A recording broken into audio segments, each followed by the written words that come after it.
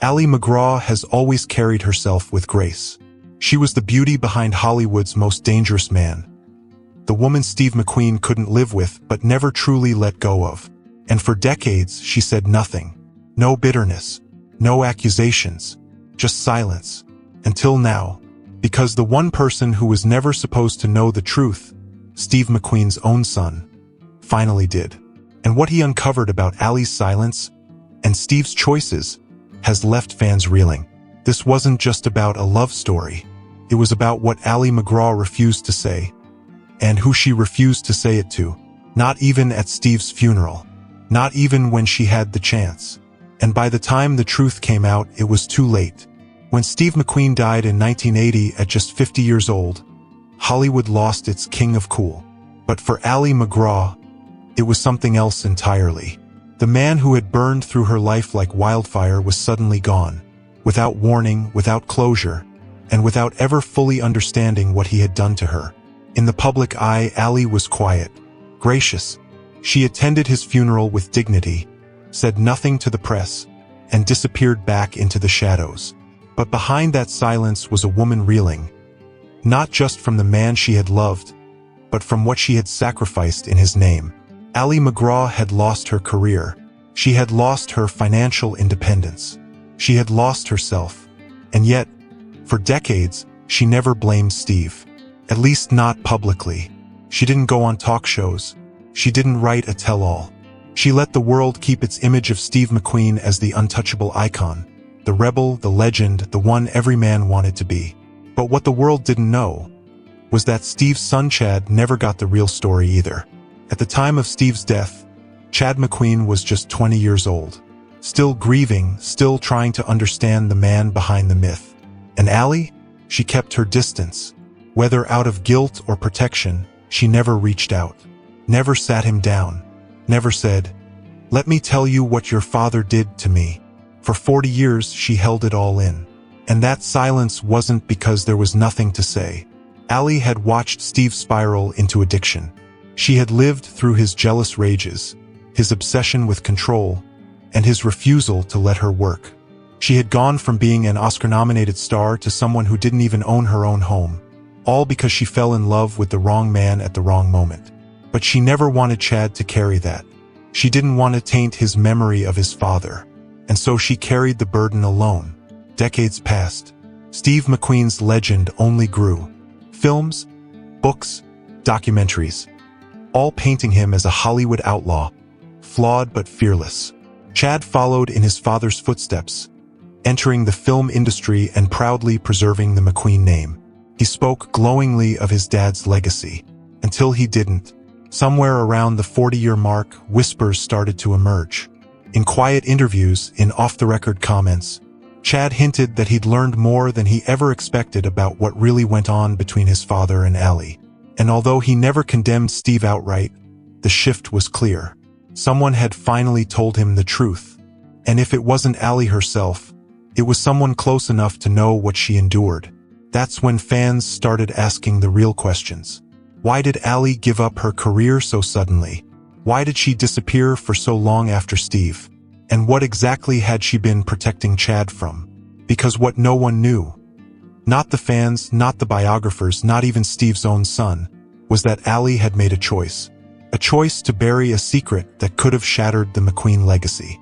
A choice that left her with nothing except her silence. But the truth always finds a way out. Ali MacGraw could have said it all. She could have told the world what it was really like to be married to Steve McQueen. She could have pulled back the curtain on the violence, not physical but emotional, the kind that strips a person bare and leaves them questioning who they are. But she didn't, not because she was weak, but because she had already lost so much.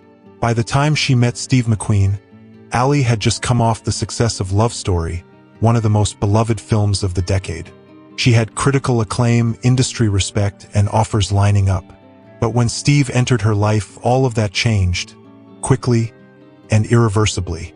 First, it was magnetic. He was the most famous man in America, and yet somehow still unreachable. He had charm, danger, and mystery, and Ali was drawn in like everyone else. But as the months went on, the charm soured. Steve didn't just want to love her. He wanted to possess her. He wanted her to stop acting, to leave Hollywood, to be his. And slowly, Ali began saying yes to things she never thought she would. Yes to leaving her career behind. Yes to turning down scripts. Yes to staying home when she should have been on a set. Because Steve made it clear, his love came with conditions. And if she didn't meet them, there would be consequences. Friends would later say that Steve couldn't handle Ali's fame, that he resented how adored she was by the public, that every time someone looked at her instead of him, he took it personally. Behind closed doors, he would sulk, brood, disappear for hours or days. And Ali, terrified of losing him, would do anything to make it right. But what she didn't do was talk about it. She never told producers why she was pulling out of films. She never told friends why she looked thinner, quieter, more subdued. She never even told her mother what was really happening. And when it all fell apart, when the marriage exploded under the weight of Steve's addictions, his paranoia, his isolation, Ali could have gone public. She could have written the headline that would redefine their love story. Steve McQueen cost me everything. But instead, she vanished. She moved to New Mexico, stepped away from Hollywood, and began rebuilding her life in private. Occasionally she'd do an interview, soft, graceful reflections on the past. But even then, she never spoke ill of Steve, never painted him as a villain, because Ali didn't want to hurt his son. She knew that if she told the truth, if she put her pain into the world, it wouldn't just fall on Steve's legacy. It would fall on Chad. And he'd already lost his father far too young. So Ali kept the truth inside, locked away, buried, until Chad, on his own, or through quiet conversations, began to find the pieces himself. Some say it was a former friend of Ali's who spoke up. Others believe Chad simply read between the lines of what Ali didn't say. But whatever it was, something shifted. And suddenly, the perfect story, the romantic image of Steve and Ali as tragic soulmates, began to crack. And through that crack, the truth started pouring in. Not all at once, not loudly, but enough for those paying attention to see that what Ali had endured wasn't just heartbreak. It was a sacrifice, the kind no one saw because she made sure they didn't. For most of his life, Chad McQueen carried a very specific version of his father in his heart: Steve, the icon. Steve, the rebel, the motorcycle racing, Mustang driving, always smoldering father figure who never quite fit inside anyone's expectations. But Chad's view of his dad was limited by time. He was still a teenager when Steve died. There were gaps, big ones, and no one ever tried to fill them in. Especially not Ali. Ali had stayed away from Chad. Not in cruelty, but in restraint. She never reached out to explain why she and Steve fell apart. Never sat him down and told him how much she had endured. Even when asked, she kept her answers gentle. The most she ever said publicly was that their love was intense and complicated. But silence doesn't last forever. And when Chad began producing films and participating in interviews about his father's legacy, people started approaching him with memories, stories, and fragments Ali had never shared. Some of it came from crew members who had worked with Steve. Others from friends of Ali who had seen what was happening behind closed doors. The jealousy, the control, the way Steve would disappear for days on his motorcycle when he felt insecure, leaving Ali alone and devastated. Eventually, the puzzle pieces started fitting together. It's not clear exactly when Chad realized how much his father had taken from Ali, but when he did, it hit him hard. In later interviews, his tone shifted. He still honored his father's work, but when asked about Ali, he spoke with unmistakable respect, as if he had finally understood why she walked away, and what it cost her to stay quiet. One source close to the McQueen family claimed that Chad had once tried to reach out to Ali, not for confrontation, but for clarity. If true, Ali never confirmed it. She never spoke publicly about Chad. But the fact that his understanding shifted at all speaks volumes. Because the Steve McQueen the public adored wasn't the same man Ali MacGraw lived with. And Chad, for all his loyalty, had to confront that difference. It's one thing to lose a father. It's another to realize that the man you idolized might have broken someone in ways you never imagined. But to Chad's credit, he didn't lash out. He didn't defend his father blindly. He allowed the truth to exist, quietly, respectfully, and in doing so, he gave Allie something she'd never asked for, but maybe always needed: validation. For decades, Allie had carried the weight of protecting Steve's image.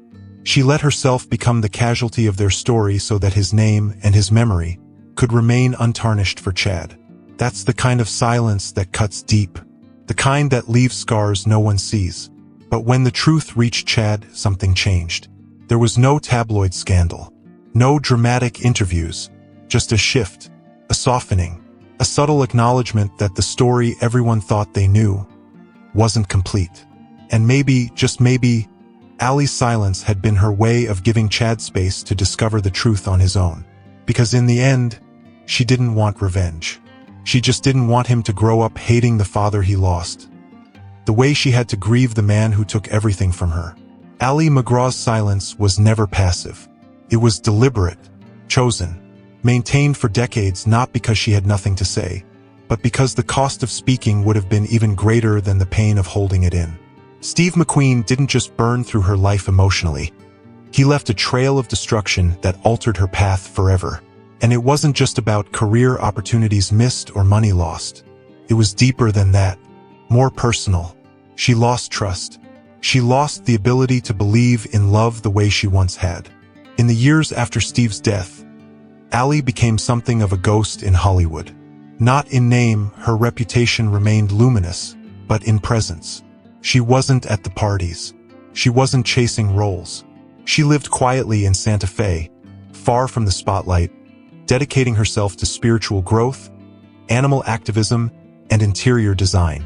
Occasionally she would reappear, gracefully aged, unfailingly elegant, and speak about the past. But even then, she measured her words carefully. The public still didn't know what really happened between her and Steve. They just saw the woman who once walked away from fame, and the man who died before anyone could ask the hard questions. But privately, Allie was rebuilding. She had learned to live without resentment, but not without memory. Every house she entered, every relationship she considered, came with the ghost of Steve McQueen. He was the man who loved her so much. He destroyed her. And though Allie never said those words out loud, everyone who knew her understood the gravity of what she'd been through. Still, she protected the softer parts of herself. Even from the press, there were stories she could have sold: affairs, abuse, betrayal. But she never did. Even when friends begged her to write a memoir, Allie refused. "It would hurt too many people," she once said, "and I've done enough of that by existing." Those words carried weight, because for Allie, existing in Steve's world meant taking up space he wanted for himself. Being visible, being adored. And every time she was, he pulled her closer, only to push her further away.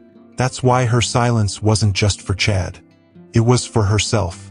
It was a line in the sand, her final act of control in a relationship where she'd had none.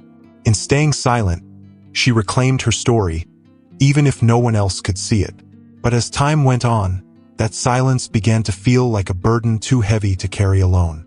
And when the whispers reached Chad, when he finally began to understand, Allie's expression changed.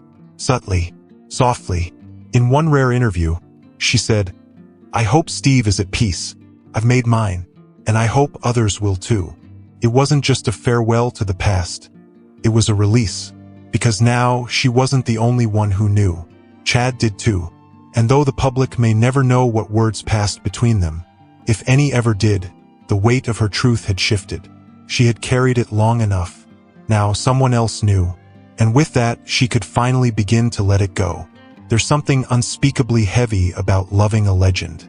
Because when the world worships someone, they rarely ask what it cost the person standing next to them. Allie MacGraw knows that cost better than anyone. She gave up her rising career, her financial security, even her voice, for a man who couldn't love her without trying to own her. For decades, she was seen as the tragic beauty who walked away from it all. But the truth is far more complicated. She didn't walk away. She was pushed, quietly, systematically, emotionally. And even when Steve McQueen was gone, when the cameras had stopped rolling and the myth of his untouchable masculinity had hardened into Hollywood legend, Ali MacGraw stayed silent. Not to protect his ego anymore, but to protect his son. Because in the end, Ali didn't want to destroy Steve. She didn't want to rewrite his story out of revenge. She just didn't want to be the one who handed his son the truth wrapped in bitterness. But the truth has a way of finding its own voice. And when Chad McQueen finally understood the other side of his father, the side Ali had protected him from for decades, it didn't destroy him. It humanized him. It gave him a fuller picture. One that included the damage Steve had caused, and the woman who had borne it without ever asking for pity. It's strange how history works. For years, the world only saw Steve. The race cars, the motorcycle stunts, the brooding silences. Ali became a footnote in his story. But today, it's different. Today, Ali MacGraw's silence speaks louder than anything Steve ever said. Because what she carried for 40 years wasn't just heartbreak. It was grace. She could have shouted. She could have written the headlines herself. Instead, she waited.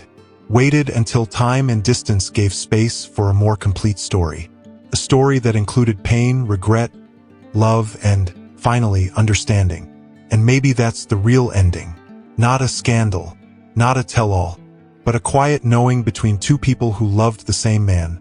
One as a wife, one as a son, and finally saw him clearly. Ali MacGraw never needed to say, "He took everything from me," because now everyone understands that he did. And in that understanding, Ali gets something back. Not fame, not revenge, but peace. Peace that only comes when the truth no longer has to be buried. Peace that comes from knowing she doesn't have to carry it alone anymore. And if this story stayed with you, the next one will stay with you even longer. Watch it now.